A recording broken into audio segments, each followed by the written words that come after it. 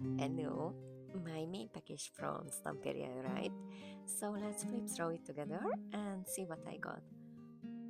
I really love this all-around collection, and I can't even tell you exactly why, but for some reason it keeps reminding me of the movie where the Crowded sing, which is one of my all-time favorites. So yes, this collection really got to me too. Mm, by the way, there's also a George's watercolor set made for this collection. I don't have that one, so I can show it to you. But definitely go look it up because honestly, I think it's absolutely beautiful.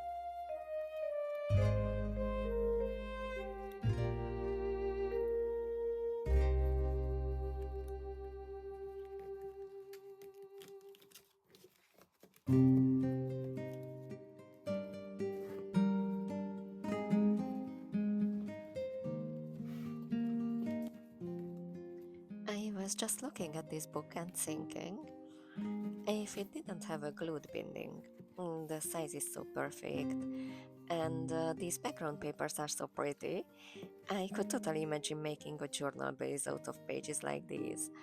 Um, like a little stitch aid or seam booklet with pattern pages inside. I would love something like that because these papers are so seriously beautiful.